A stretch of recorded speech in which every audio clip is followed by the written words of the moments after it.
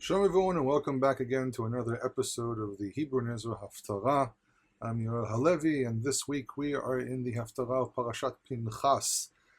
And it's very interesting Haftarah because, first of all, I actually did an episode about Elijah or Eliyahu at Mount Carmel, which you can actually first of all listen to that one and then listen to this one, and it will give you a much larger, much broader picture of the story. I actually ended up being a pretty long recording that I did especially to answer a very specific question, but it ended up being a much more complex, a much more interesting discussion besides that specific question that was asked. And as a prelude, you have to understand that our story connects to the idea of being jealous to God and God's response to such actions. And it's a very interesting thing because today, it's actually not even today, it's always been like this, that we as religious people, we have a zeal towards what we believe in, we have a zeal towards God, and we tend to sometimes misplace that zeal and act incorrectly. And I guess sometimes get people saying, oh, this should be like the act of Pinchas. But then you have to ask yourself the question is, what Pinchas do always fit to our reality? So there's always has to be this balance. And I think this is why this haftarah was chosen, because it does actually represent the idea of balance, but it also represents the idea of if you don't do something, then God is going to find a different way to respond, to react. Because, for example, it says in the Torah, if someone does a sin and the congregation ignores, turns a blind eye to it, God will actually find a way to respond to the action and he will do the deed. And that's kind of basically what happens here. But this story of Eliyahu fleeing from the land is connected to a much larger scale story about the difficulties of the northern kingdom, and specifically the power that Jezebel, or known as Jezebel in English, the queen of the north, what kind of power she had, the influence, the very negative influence that she had. And really, her character is presented here in a very, very shocking way, which is actually presented through the way things are worded. And as many of you already know, those who've been following my work for quite a while, you know that I always point out the fact that there's always something hiding between the words. There's always a reason certain words were chosen. This is not always random. Sometimes the intent is to bring forward something through the exposition, through the way words are picked, and it's very interesting how we see it here. So this is a story with a lot of hints, with a lot of little details which are hiding between the words, and I'm not even sure I understand all the different points made here. And there's even some things which there are conflicting opinions about what it all means. And really, the big question is, what does it all mean? Why?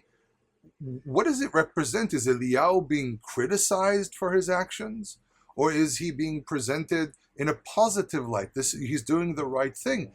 There's a big debate about it, and there are some people, for example, read this, and it's actually a very, very good reading. And this will be the reading that we're going to take this week. Is that Eliyahu is actually being contrasted to Moshe? He's being contrasted to Moses, and this is why he's taken to Mount Horeb. He goes through a very, very similar process as Moses. Both of them dealing with the people sinning. Both of them going after the calf. Israel, the golden calf. The northern kingdom with the Baal, who's sometimes represented through his father Ed, through a bull. There's a lot of different things here. But on the other hand, Eliyahu is being told to relieve himself from his position, and he's taken away in the end somewhere else, something which is not read in this week's haftarah, and it gives a feeling as if Eliyahu's work was something which was good, but then yet again his level of zeal was very, very problematic. Or you can present it in a different light, where Eliyahu's work was completely acceptable, however, and he's parallel to Moshe, but however, the difficulty is very different than times of Moshe. And that's actually a very, very important statement, and which leads God to a point where he says, okay, I'm going to have to use a trident here of people, which is Elisha, Hazael, and Hazael, king of Aram, and then for the love of God, I forgot. When you do the editing, you have to cut this out. Just a second.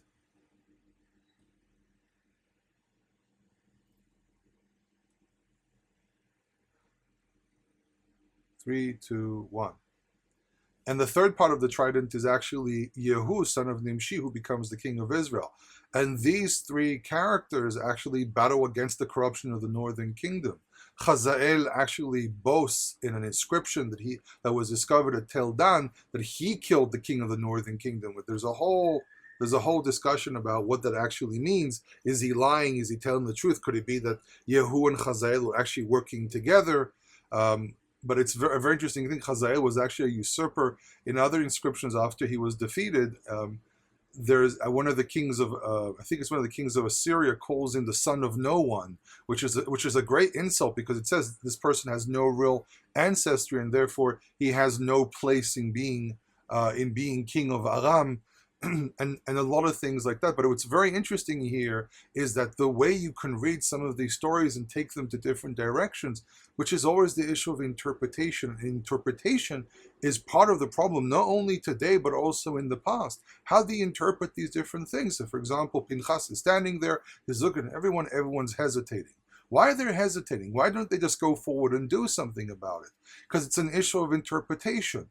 The people who were hesitating went, well, maybe there's a way to look around this. Maybe there's a way of twisting this into making it okay. Maybe there's a way of allowing this. And Phinehas goes like, no, of course there's no way of making this right. This is all wrong and we have to do something about it. And the same principle of interpretation is actually presented here through Ahab and Jezebel in the way they approach things. So there's a lot of these interesting connections that you can find between one story and the other, and this is why these stories are chosen. So after this very short introduction, we are actually going to look into the text and see how all these points are made. So Eliyahu, through prayer, through sacrifice, God sends down fire to the altar.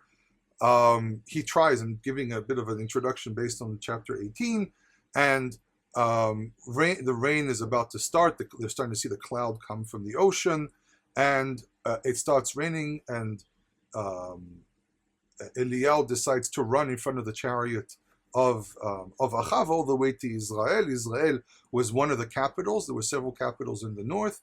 There was Megiddo, Tel Megiddo of today, and then there was Tel Israel, which is only about half an hour, I think, drive away from Megiddo. So these were places very, very close by.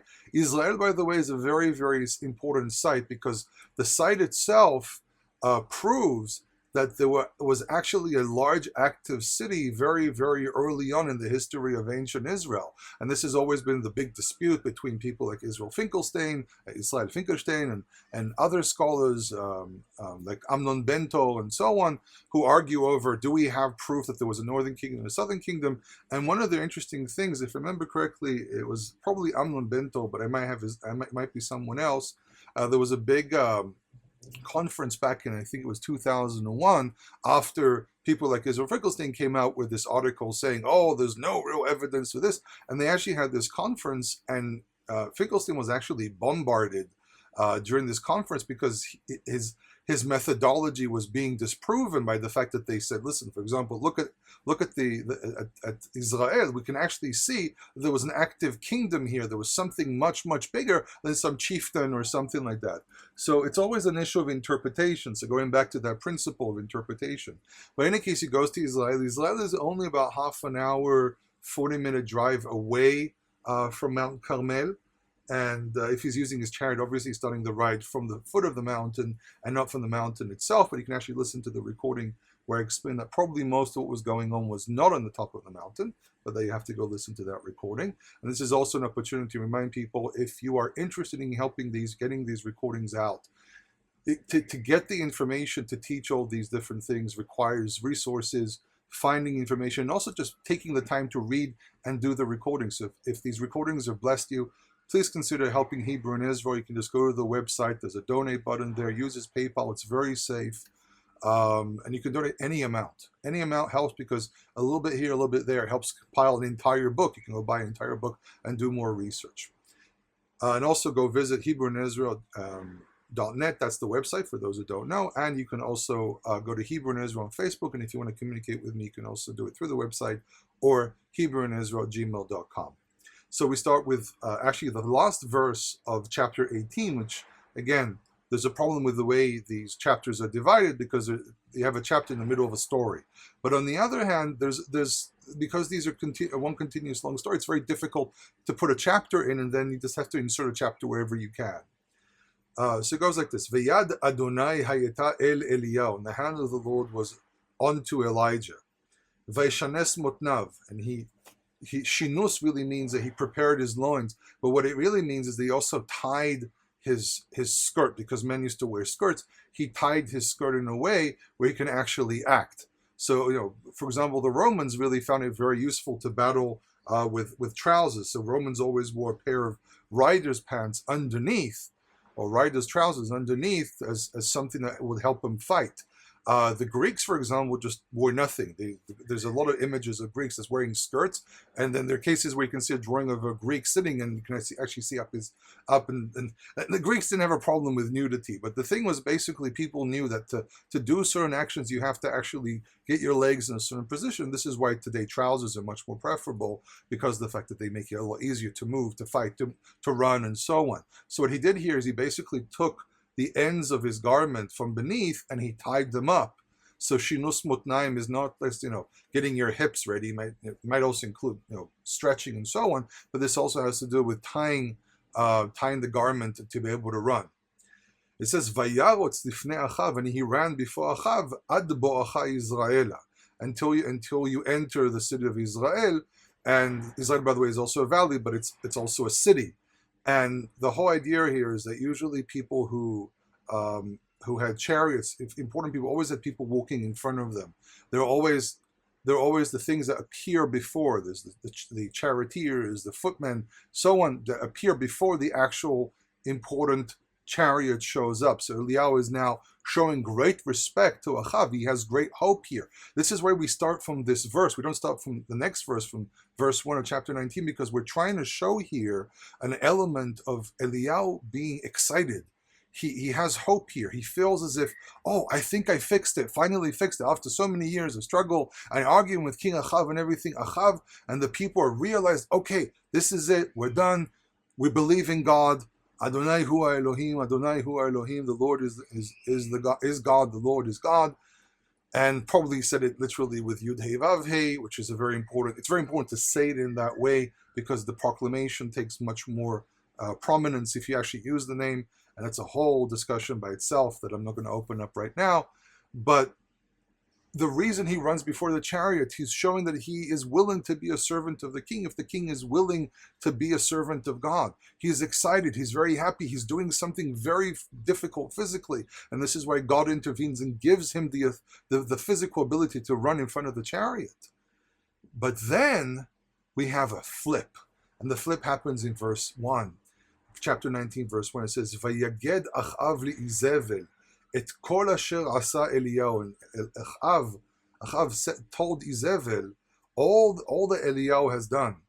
But he emphasizes, et kol asher harag et kol hanevi'im b'charev, and that which he had killed all the prophets with the sword. They don't refer to them as the prophets of Baal, for example, as they do in chapter 18. He's referring to them as all the prophets. Nothing shakes her. She doesn't care. Her interpretation is that Eliyahu did a bad thing. She doesn't care about the fact that there were miracles. Doesn't care about the fact that her prophets failed. Doesn't care about the fact that the rain is here, because Baal was presumably the god of rain, but he did absolutely nothing.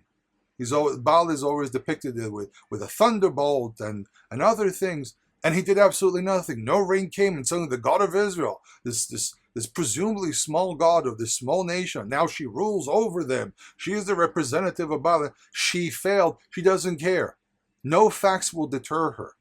No empirical information will deter her from her beliefs that she is right.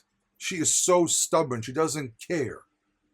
And what she cares about, and emphasize this, because he killed her prophets. She doesn't care about the fact that these are prophets of Baal. Doesn't care about the fact that these prophets have been disproven. For her, these are legitimate prophets.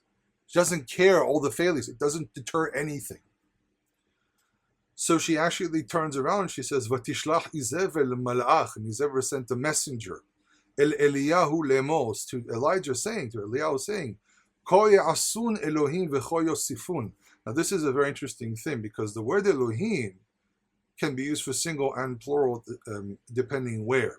Now, there's a big, massive debate about what the word Elohim means and so on. Elohim basically relates to the principle of power. The problem a lot of people have is the fact that the word Elohim is a plural. It's a pluralization, but this is what we call an archaic pluralization. It doesn't necessarily mean a plural when an Israelite uses it. For example, Dr. Shlomo Morag, of blessed memory, wrote once a paper, which I don't think was ever translated into English. And he points out that the Israelites had a lot in common when it came to language and literature to everyone that surrounded them. The Phoenicians, the Canaanites, different nations, the Moabites, the Ammonites, everyone shared the language. Everyone had similarities in the language and so on. But the attitude of the Israelites was that when they used the word Elohim, they didn't care that it was a pluralization. Because for them, God is the one who controls all the powers. Look, he just made rainfall. It's like the whole thing with the battles that Ahab had against the Arameans. They think, he's the God of the valleys, he's the God of the mountains. No, he's the God of everything. And this is why Elohim is used as a plural. It's not because they believe that there was a plurality with God. It's because it really was more of you can say a title or a nickname that they would use to God, which was a plural. But when a non-Israelite uses it, and suddenly all the parts relating to it, all the parts of speech relating to it are suddenly a pluralization. And she says Ya'asun and Yosifun, these are plurals, because she is speaking as a pagan, as an idol worshiper, and this is why she uses a pluralization. However, when an Israelite uses it, this formula appears also with the Israelites saying, Ko ya'aseh li Elohim v'cho yosif. Okay, they use this. By the way, it's a type of oath formula where, God will do to me these things, and he wouldn't even add, and then they omit what the oath is, because it's usually a curse, because they're saying, I am willing to take a threat that if I fail here, then God will do something to me. But they avoid this, and this is a very, very common type of language which I've addressed before. For she says, Ki cha'et machar asim et nafshecha kenefesh echad mehem. She says, so help, he's basically saying, so help me God today, at this time, tomorrow, okay, which ka'et machar is very interesting. The now, tomorrow, now, next year is very common in these stories with Elisha and so on. I will place your spirit, I will place you, your body, your person, as one of them, as one of the dead prophets, because she obviously is responding directly to this. And Eliyahu is probably standing at the entrance of the city, waiting to hear maybe something from the king, or maybe he's not too far away, and they know he's there. So she sends out a messenger, says, go find him, because he's probably not too far away. He might be walking back now, and he's not too far away. So he hears this, and there's an interesting difference between the Septuagint and the Hebrew text. So the Septuagint says, and he feared, using a form that probably was originally vayira, and he feared. But Eliyahu in the Hebrew text says vayal, and he saw, he understood, he comprehended. He doesn't fear, he's comprehending. He, to say, I see, I hear. This is what the Hebrew text is trying to express. He's not afraid. He's not fearing anyone. He's just said, okay, that's it, I give up. There's no convincing her, and she's really the one empowered, not Achav. Achav, actually, it's very interesting. He ends up dying almost like a hero. He stands on his chariot until the end of the battle to make sure that his people are still rallying around him. Achav, with all his rebellion against the God of Israel, essentially was still a person who respected his people, who respected his people's background. And even though he was dragged into worshiping idols, he's presented as a tormented character. He's always being led by the nose by Jezebel, his wife, by the daughter of the king of Sidon. It's not either Sidon or Tso. I think it's Sidon, and she's the one leading him the whole time. He's a tormented soul. He's wicked, but he understands that what he's doing is wrong. But in any case, so he comprehends this. It says, "Vayakom v'yelech el nafsho." He got up and he walked away for himself. Now might translate this as being he walked away for his own sake. But v'yelech el nafsho might be that he just turned around for his own benefit. He says, "That's it. I give up. I'm walking away." Vayavo Beersheba. He walked away all the way to the southern border of Israel, to Beersheba. He entered Beersheba, Asher Lihuda, which is to Judah. Vayanach et na'aro sham, and he left his servant there. He says, "Listen, I have to get away from the northern kingdom. I need to protect my young servant. So he just gets up, he moves to the most southern part of the land of Israel, because Beersheba was really the southern border at the time. And he says, you stay here, be protected here, be in Beersheba. And he walked into the desert the way of one day. He walked for an entire day, which means he walked maybe 20 miles, 30 miles, something like that. So he entered and he sat under one specific type of tree.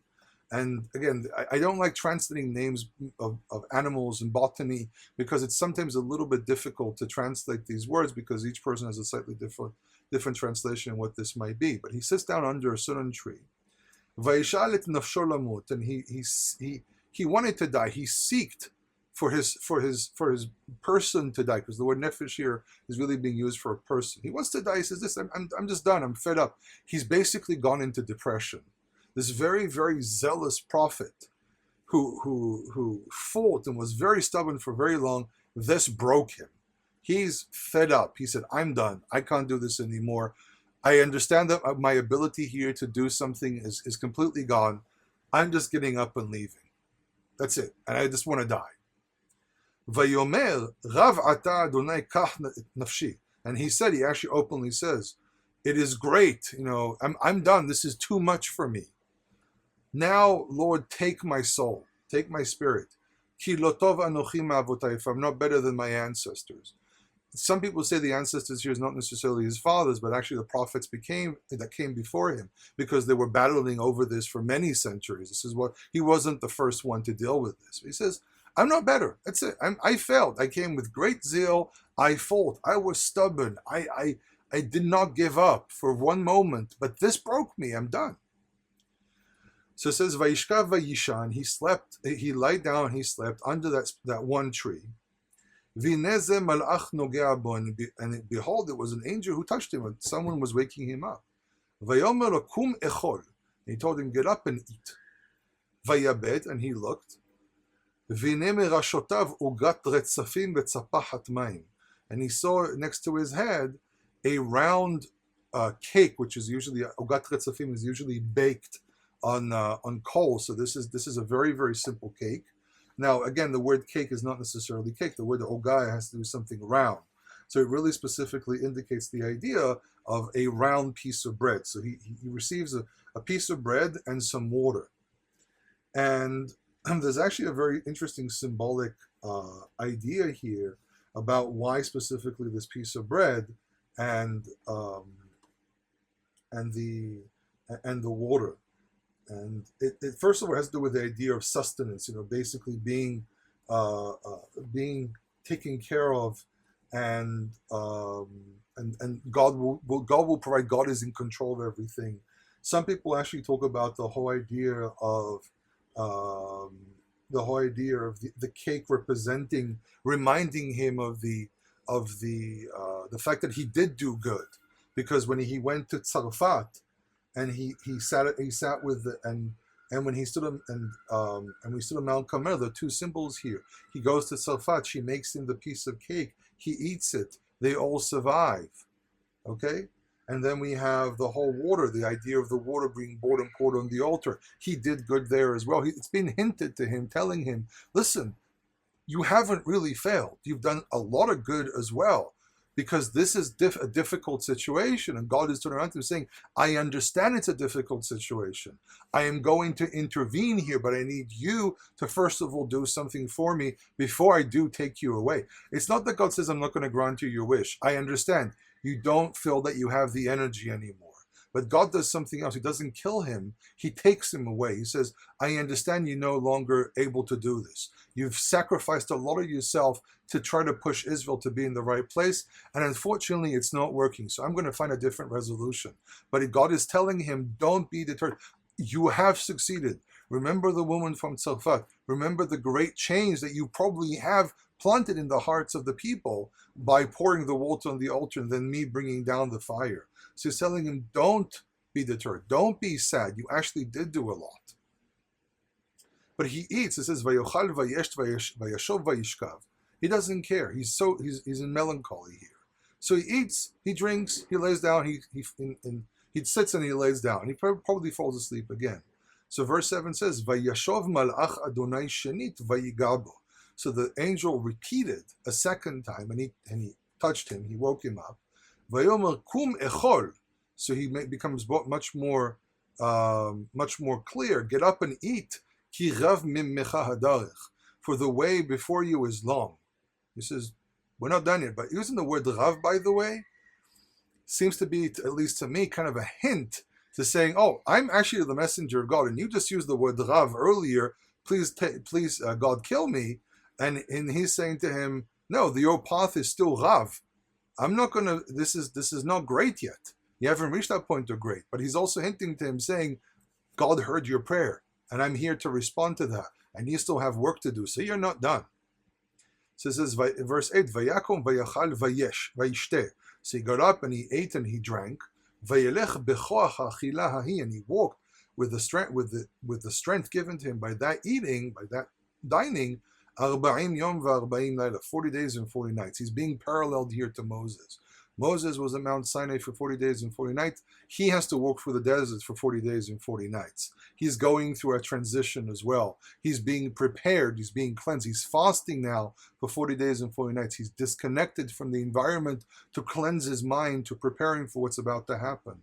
It says, Ad har ha'elohim Horeb, all the way to the mountain of God, to Horeb. Now, it's very interesting that the fact that he needs to be cleansed, he needs to be prepared, because he's been entrenched inside the wickedness of everything that's around him. So he's going into the desert. He's being cleansed. He's being removed from all the wickedness that he had to be involved in. And maybe this will also give him time to reflect, to understand higher things, higher principles, so he can actually be prepared for this next stage. It seems to be that he really isn't. He still has a lot of difficulty going on here. But he's been taken back also to the core of everything, to the source of everything, to the mountain where it all began, where the Torah was given. He's being taken to the source, to the beginning of things, to start a new beginning as well, one can argue. So he's also going through a transition to bringing back to the origins of things. It says, Vayavosham el ha'me'ara vayalen sham. So he entered then, he went into the cave, and it's the cave, and this actually might be a definite article. It's really definite. This might be Nikrat Hatzur, the hole in the rock which Moses was in. Vayalen sham, he slept there. V'hinei devar Adonai elav, and behold, the word of the Lord was to him.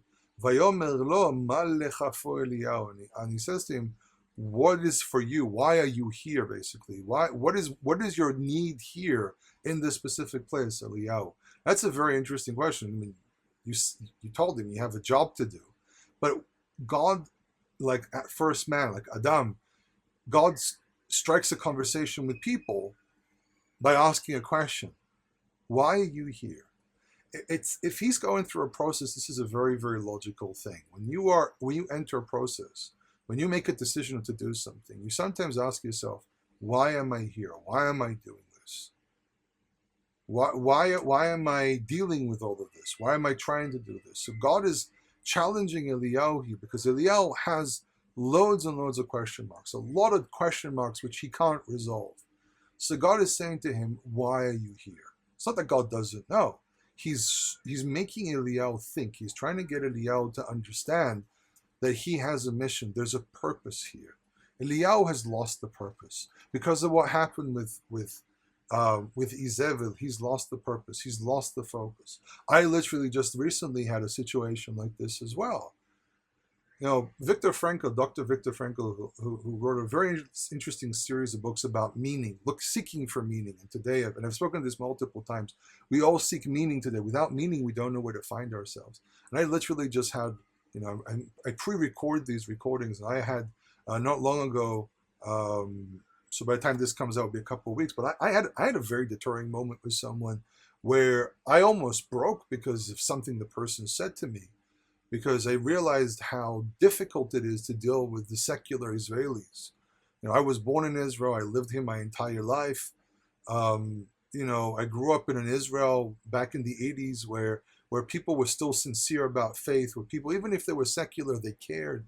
And it's become worse and worse, which is a very, very bad thing to say. But when I read the story of Eliyahu, I can identify with this, because a person of faith, a person who lives a life of Torah, but with a much greater focus on the Tanakh, I have such difficulty with some of the things that I see. And when I hear criticism of the secular Jews in Israel, I have to, I fight the urge of agreeing, but also fight the urge of arguing back, because the reality is that the state of Israel is a secular state. So as for a person of faith, it's very, very difficult, because we want to see the final redemption. We're feeling, it's almost at the end. And we might become like Eliyahu and say, oh, okay, that's it, I give up. And God says, no. I have a plan here. You don't want to be part of the plan? Okay, I'm going to give you a couple more missions and you're done. Go away. Okay, I'll take you away. You won't be part of this anymore. The criticism is in place. The giving up isn't. It's easy to criticize. It's easy to throw that javelin and kill everyone. Just attack, and think that everything that we're doing is perfect. And then just give up on everyone else. It kind of reminds me of a question I asked myself: was why does Yehoshua, why does Joshua say, "As for me and my home, we will serve the Lord"? Why does he say this? Is he really giving up on people? No, he's basically saying, listen, if you don't want to join, there's no problem. Israel will continue to exist. If you don't want to be part of this, God will find a way to make this continue. You don't have to worry for God. He has a plan. So it's an issue of holding on and not letting go. And Eliyahu seems to have failed here. So God says to him, why are you here? Why have you come all the way to the first place I revealed myself to man? Why are you standing here? What is your purpose of being here? He's trying to open his mind to get a perspective of the world. So this is in verse 10, Vayomer kano kineti la'Adonai. I have surely showed jealousy to the Lord. Kano kineti, using a double verb to emphasize. La'Adonai Elohei tzevot, to the Lord God of hosts. Ki azavu veritecha b'nei Yisrael, for the children of Israel have abandoned your covenant. With mizbachotecha arason, your altars. Interesting, it uses a plural. Your altars they have destroyed. Vet neviecha haregu v'charev, and your prophets they have killed with the sword. Vayvater ani levadi, only I am left. And God actually responds to this claim. Vayvakshu et nafshi lekachta, they seek my soul to take it. And what's a very interesting, important thing here is that it's only Jezebel who did this, not the entire people. The entire people were on his side a moment ago. He's blindsided by this one person, like I had last week, one person that says something completely stupid, or even 10,000 people who say something completely stupid. But when you look at the rest of the people, they're not like that. They're not in that place. They might be confused. They might have made a mistake. This is why, Phinehas kills only one person. He doesn't go on a killing spree. He kills one person because that one person was what he symbolized was the real problem. When we get rid of that one person, when Phinehas gets rid of that one person, everything is almost fixed. And that's really what's being symbolized here. This one man mentioned in the parasha, okay, the head of the tribe of Shimon, which his name, right, this everyone eludes me. This is why I'm going to open up my Bible and find his name again, because there's so many things you have to remember all the time. It's very easy for information to drop out of your head. And while I'm looking at this, I'll give you a really quick funny story. So while doing my bachelor's, I had a professor who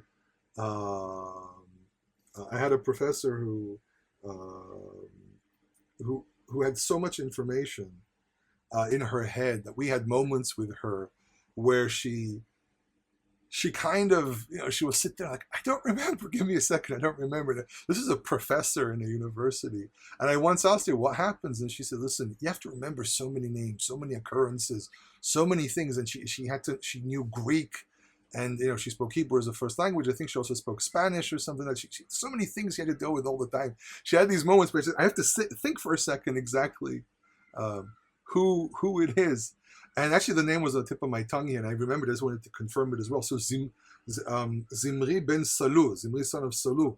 And what's interesting thing about Zimri ben Salu, he laid with Cosbi's daughter of Tzur. Tzur, Tzor, Tzidon. Some of the names are slightly connected here. And it's interesting. It's a man being led by a foreign woman who's causing him to sin. See the parallel between Achav and Jezebel? It's not by chance any of this.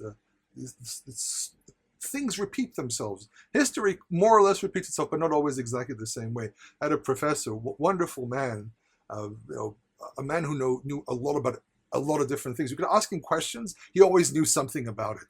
I remember I sent him different questions. He always had an answer. It was pretty amazing. And he used to say, history repeats itself, but not exactly.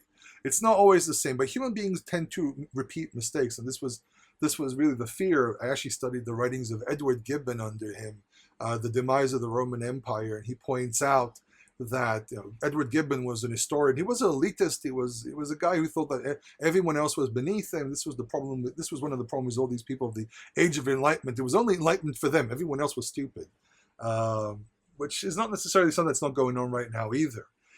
And Edward Gibbon believed that if we study history, we'll prevent ourselves from repeating the mistakes. And it's actually technically true. Some things repeat themselves. So we have a king, he marries a foreign woman. We had a man who was the head of the tribe of Shimon, and he goes ahead with this daughter of a foreign nation as well. So some elements that repeat themselves here. But what's very interesting is, they want to kill me. It's not just, it's Jezebel, it's not the people.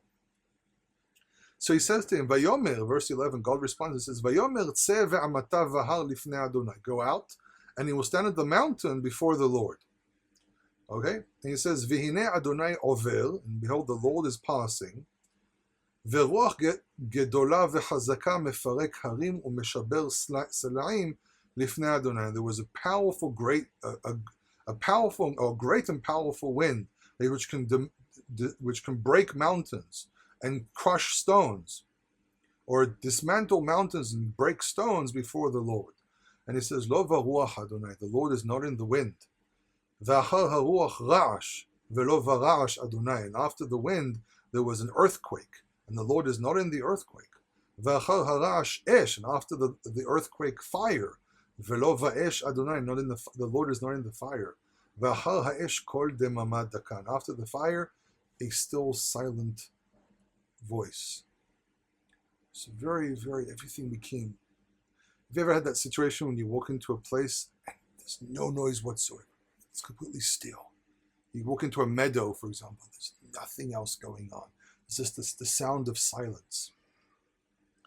And when that sound of silence shows up, that's when God appears. Now, there's a question here, is this a metaphor? Is he saying God doesn't need to use dramatics and big things, and God doesn't need jealousy? Your jealousy is misplaced. This might be the hint he's being told you. There's different interpretations. Your jealousy is misplaced. You misunderstand, or you think that the big noisy things are the things that impress God. It's not that. It's not these things. It's not the earthquake. It's not the fire. It's not the fire and brimstone. It's not all this drama. So he hears this, and the question is, what is this really relating to? And Elijah was a very sensational character. He dressed strange. He grew large hair. Everything with him was dramatic, and God says, that's not really who I am. You've misunderstood the point. And this means that you've lost the focus. You've lost the point. You've lost the purpose of everything around him. Without purpose, you don't know where you're going to. You missed it. But still, it's difficult. I've never fully understood this. So if anyone has a comment to try to explain this, I will gladly read it. I've always had difficulty with this segment. It says, Vayiki shmoa Eliyahu, when Eliyahu heard this silent, Vayalet panav ba'adarto, he covered his face with his garment. He had this big garment that he wore around his shoulders. And aderet is usually, sometimes you see aderet as aderet se'ar, this big garment that actually still has the fur on it. So he wears this big, maybe a woolly thing, or maybe goat's hair, or even goat skin. Vayitze vayamod petach ha'ma'ara. He stood, and he went out, and he stood at the entrance of the cave. Ve'nei elav kol, and behold, a voice was unto him. Vayomer ma lecha fo Eliyahu, repeating the question, why are you here, Elijah? What is your purpose here? And he repeats the answer. He says, Vayomer kano kineti. He still doesn't get the point, and he's asked the same question. And he answers the same question. God was hoping that he maybe understand the hint here. The silence, this is where I dwell. This is really what it's about.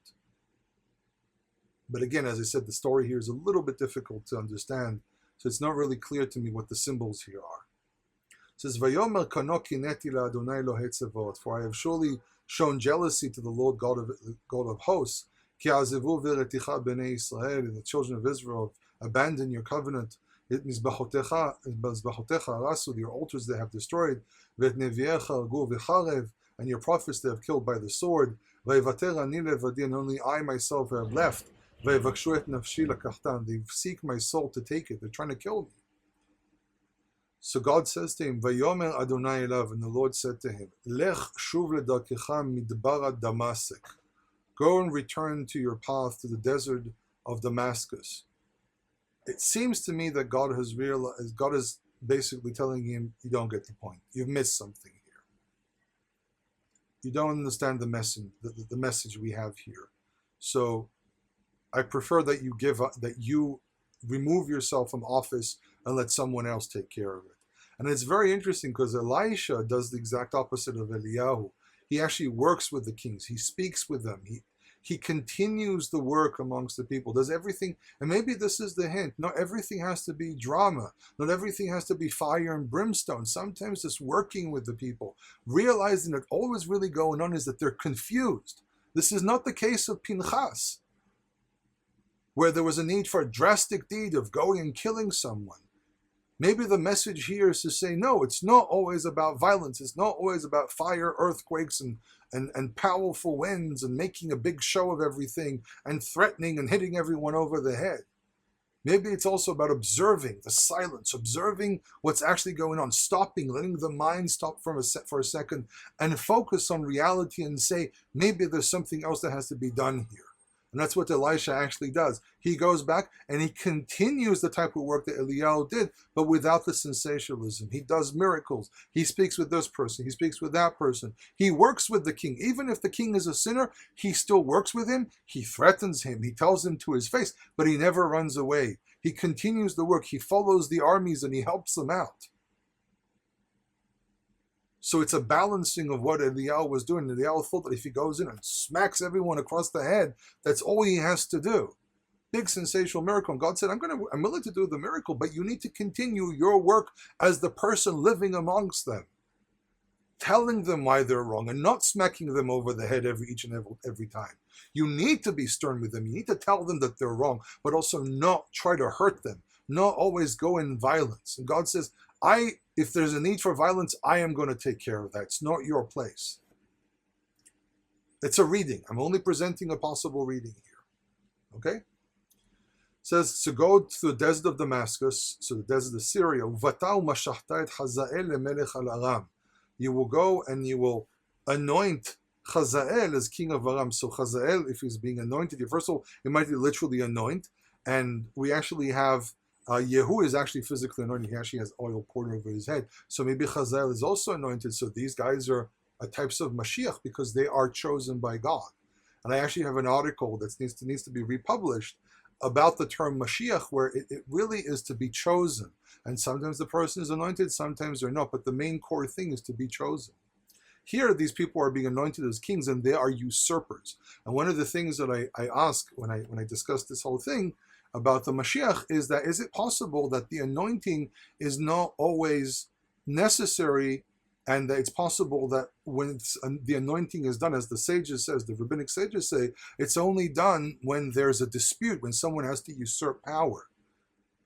And it's a very, very logical argument. It actually fits what we have here. It says, so you will anoint Hazael to be king over Aram. Vet Yehu ven Nimshi. And Yehu, son of Nimshi, and actually his full name was Yehu ben Yoshaphat ben Nimshi. Nimshi apparently, I think, was his grandfather, if I remember correctly.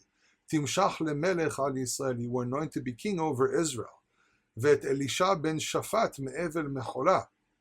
And Elisha, son of Shaphat, from Avel Mecholah. Avel Mecholah seems to be, if I'm not mistaken, somewhere more in near the Jordan Valley. There's actually several towns that are called Mecholah today, and I think they were named Mecholah deliberately because Mecholah is apparently in that area. Timshach lenavi tachtecha, you were anointed to be a prophet in your stead. he points out, I am going to take care of the violence. He says, Vayahan nimlat micherev Chazael yamit Yehu. Those who flee from the sword of Chazael, Yehu will kill. Vanimlat micherev Yehu yamit Elisha. And he who flees from the sword of Yehu, Elisha will kill. And there's a question, what do you mean? Elisha is never described as being killing someone. But we actually do have a few stories where he does decree death upon certain people. And it happens, like, for example, he walks by and these kids called him Baldy, basically. So he curses them and bears come out and kill them. And then we have when there's a starvation in the city of Shomron and the king wants to kill him for the starvation. And he says to him, that's not me, it's on you. And he says, if he tells him tomorrow, because the armies of Aram show up at Shomron, he says to him, tomorrow the food, all the prices would drop completely. And the man at the gate says, the shalish, the king's courtsman says to him, oh, this is fantasy. He says, you will see it tomorrow, but you will not eat. So Elisha does punish people. There are cases where he places a curse in someone, and it does happen, so we do have it. But what's very interesting here is verse 18, where he says, V'ishalti v'Yisrael shivat alafim. I will leave in Israel 7,000. This is actually, I think I would say, not only a fact, but also a bit of a response to what Eliyahu says, where he says, I am left by myself. And God says, you're not the only one left. There are 7,000 other men there. Okay? It says, Kol habirkaim asher lo char'u laBaal. All the knees which do not kneel to Baal. V'chol hapeh asher lo nashak lo. And all the mouths that do not kiss him. Okay, nashak might be literally kissing the statue, might be some kind of a gesture that they had. For example, in Persia, we know about the proskenesius, the blowing of a kiss, which was a form of worship. So it says, Vayelech misham, and he went from there. Vayimtza et Elisha ben Shaphat, and he found Elisha, son of Shaphat. Vehu choresh, and he is plowing. Now, by the way, it's very interesting. Chazael and Yehu are not anointed by Eliyahu. Eliyahu only anoints Elisha. Eliyahu still depressed. He says, I'm just going to do this one. I'm just going to pass this on to someone else and just go away. And Eliyahu, in his response later on, when he tries to avoid it, he abandons his servant here. He also abandons. He also tries to abandon everyone that follows him later. He doesn't come out of the melancholy at all. Even after everything God said to him, he's not out of the melancholy. And his character is just melancholy all the way to the end. He tries to ditch Elisha. He just says, I'm going to pass this on to someone else who's going to take care of it. So he doesn't anoint Chazael. He doesn't anoint Yehu. Chazael is anointed by Elisha. Yehu is actually anointed by one of the servants of Elisha. Elisha himself doesn't do Yehu. He doesn't anoint Yehu. But because he's his messenger, you can say maybe it's like him doing it. But Eliyahu is just, he's not interested. So he only goes, he finds Elisha, and that's where it ends. And he kind of waits for a while, and he crosses the river, and he kind of like tries to avoid. And at the end of it, Elisha is not deterred. He doesn't give up. It's a bit also of a hint to Eliyahu. Says you should not give up. And Elisha continues following him, and Elisha is the one who sees his master being taken away. He goes into a bit of melancholy as well, because he was like, oh, well, why is he gone? Why did God do this? But he doesn't, and he looks like Elisha kind of understands, but doesn't really fully understand why Eliyahu has to be taken away. He goes into a little bit of depression, but then he gets up on his feet and he carries on. So Elisha is a bit of the opposite of Eliyahu. He gets depressed. That's normal. That's fine. He's sad, but he also understands that there's a purpose. There's something has to be done. So he gets back on the horse. He says, I'm gonna go back to this purpose and carry on. And Elisha becomes. His presence is so great that when he dies, the king of Israel himself says, Avi Avi Rechev Yisrael Farashah, my father, the chariot of Israel and its horsemen. He says, you are our real protection. And that's the difference between Elisha and Eliyahu. Eliyahu turned a cold shoulder to everyone. So when he died, no one was there except for Elisha. No one knew that he died. Everyone was sure he was still there. But no one really cared. And when Elisha dies, because of the way he worked, because he changed the way he worked, he didn't do what his master did, he receives as a great praise, even from the king. And the king wasn't a very righteous king either. But the king admires him for his work. So it says, he finds him plowing. Back to verse 19, it says, Shnem asar tzemadim lefanav, 12 pairs before him. And it's interesting, maybe the 12 pairs here is a symbol of being someone who can lead the entire nation, including the southern tribes. Vehu b'shnem ha'asar, and he is in the 12. You know, they're not plowing the ground with animals, they're pulling together, and he's with them. He's a team player. He doesn't give up. It's not by chance that Elisha is chosen. He's a man who understands his responsibility with his brothers. He is not a loner. He's the opposite of Eliyahu. And God says, I don't want you, Eliyahu, anymore. I admire you for your work. I commend you for your work. You have true zeal to God. But to lead the people, we need someone who is not a loner. We need someone who is going to be part of the people, who is going to help the people. And this is exactly who Elisha is. There are 12 of them pulling, 12 being a symbol of the tribes as well. He's pulling together with them. He's not giving up. He's working together with them. Vayavor Eliyahu elav vayashlech adarto elav. And Eliyahu walked up to him, and he took off the cloak, and he throws it before him. The cloak was a symbol. Everyone knew this was Eliyahu. Everyone knew what he looked like. He was very, very famous. So he sees this, Elisha sees this, and he doesn't give up. He understands the message. It says, Vayazov et habakar vayarotz acher Eliyahu. Eliyahu just goes in front of him, throws it there, and starts walking away. The melancholy, the rejection of everything is still projected here to the character of Eliyahu. And Elisha notices that there's a mission. He's the exact opposite. He picks it up and he runs after him. He darts after him. Eliyahu was hoping, I'll just give him my robe and that's it. I'll just give him the garment and that will be it. And God, no, it's not God's plan. You have to still teach him. He still has to be with you. God is saying, so Elisha picks it up and he runs. He runs after Eliyahu. And he says to him, listen, wait here. Because I'm still a people's person, I still have to do some things. I can't just leave my family. So it says, Vayomer eshekana le'aviv v'limi. Let me go and kiss my father and my mother goodbye. Ve'elecha acharecha, and I will go after you. Vayomer lech shuv ki me asiti lach. Oh, go return. I haven't really done anything. Eliyahu is not interested. He doesn't care. What happened with Jezebel completely broke him. He doesn't care. He says, go return for what have I done for you? What have I done to you? Whatever. Do whatever you want. So Elisha understands this, that there's something wrong here, but he still carries on. He's not absorbing. He's not willing to absorb this melancholy of Eliyahu. So it says, Vayashov me'acharav. He returned on his behind him. He basically turned back. Vaikach et semed habakar. He takes the pair of the oxen. Now think about it. Eliyahu has 2 calves. Elisha has 2 oxen.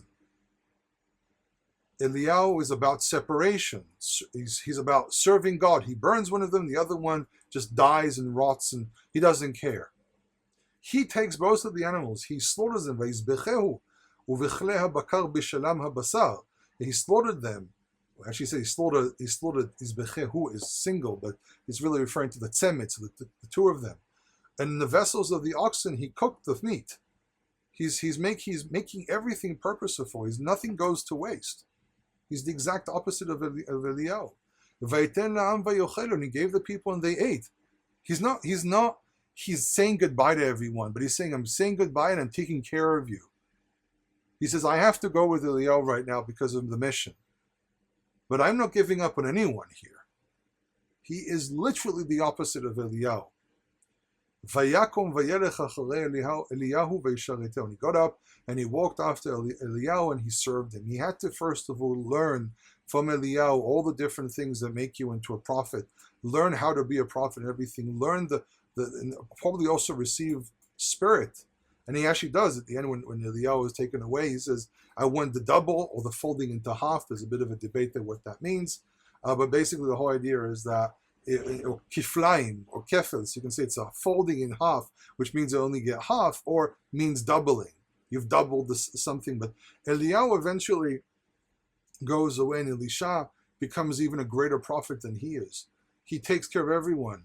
Eliyahu only has half. He only has the one. He has the 1 calf. Elisha has the 2 oxen, more mature animals, more to feed the people. There's a doubling here of power. There's a doubling here of authority. And Elisha is, you can even symbolically say, is more mature, or sometimes people say mature, but more mature than Eliyahu. He gets double the spirit. He has larger animals that he serves the people. He takes care of everyone, and that makes him greater. So maybe the message here is don't be a loner. Don't be. Pinchas himself wasn't alone either. He becomes a priest. He becomes a servant of the people.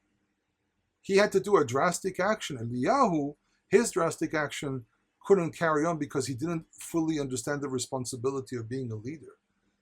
Pinchas didn't do his action just because he was a violent man. He did the action because he understood something. He made a calculation, and he was right about his calculation. But it's not always a calculation of attacking. Elisha, on the other hand, does a calculation of being with the people, helping them, speaking with them, being a role model to them, and not be like Eliyahu who got up and left. You have to understand, the character of Eliyahu is probably one of my most favorite characters. I used to read the story every Shabbat when I was a kid, almost every Shabbat. I used to read it to my brothers. We loved it. We had a special book that's retold the story for children. Eliyahu is like one of my more favorite characters in the Bible, but to reach this understanding is very important, because as much as we like the character, as much as we want to be so close to God and be so with such zeal to do the will of God, we also have to understand the flaws of the human character. The Bible doesn't care who you are. The Bible says, if you're being a servant of God and you're doing the right thing, we're gonna exalt you. But if you're gonna make a mistake, we're also gonna tell you made a mistake. And I think it's a sad ending to the story of Eliyahu. I think most of us have like a very positive perspective of this, but I actually want to present a different perspective of maybe the negativity here. That it's not a criticism that Eliyahu was wrong all the time and everything he did was bad, but he made a mistake, a critical mistake of understanding his purpose as a prophet. It's not about fire and brimstone. It's about being the servant of God and being the messenger of God to his people, making sure his people do the right thing. But Eliyahu broke. And you know what, for me personally, now thinking about it after giving this recording, I tell myself, you know what, I should not break because of this thing this person said to me.